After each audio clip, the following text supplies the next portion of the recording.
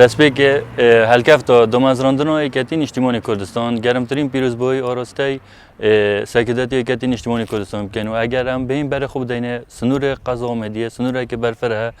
و یا پیدویل سری که یا خل گنج سنور قضا آمدیه که تا خودان و گنج سنور قضا آمدی هات یا پشگاوتن و اگر تو بیسه که گنج سنور قضا آمدیه برنامه بلند تین و حتی نو که یل باطالنو شول نکریه یا پیدویل سری که یا خلیب که تا خودان یا دادم از راندن اکتی نشمانی کردستان پیروز بید تیوی دارم دیگر نیبونه و یا اکتی وک چا سردم سرک مام جلال گرینگی به تخا جنان هات یادانان نهاجی به همان شیوه گرینگی به جنان به تدانان هلبت نیبونه و اکشوان دروش مسرکی بود کنگره چاری اکتی نشمانی کردستان دا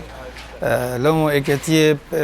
کریار دیار کر کو اکتی جاره کدی رابویا و جاره کدی او خلطی و او کیماسیم بری دا هین جاره کدی نیکرنه و لامو اکی شش دا ویروژه کل دفعه روزه کا پیروز امتخازین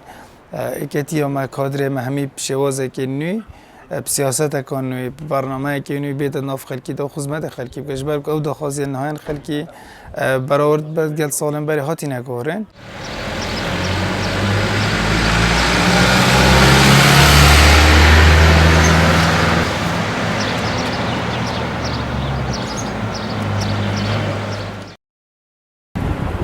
هاری کاریا خلک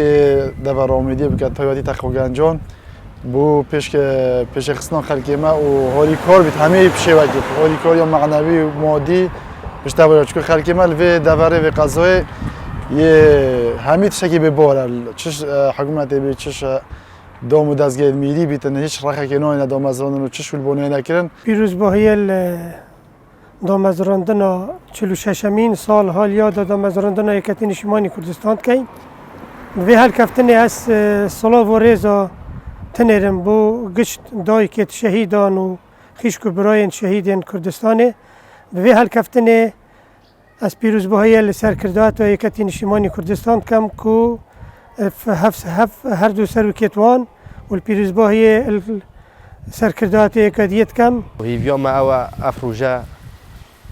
بهتا ساخ کردن و بشوی که جان و پاقش هیویا ما او عنیش تأسیس و اکاتیه یعنی قیمتها که بدتا گنجی هندی گنجا یعنی به بحرش گلتش تو گنج تفيد افغانجا في ملاتي اوبات كان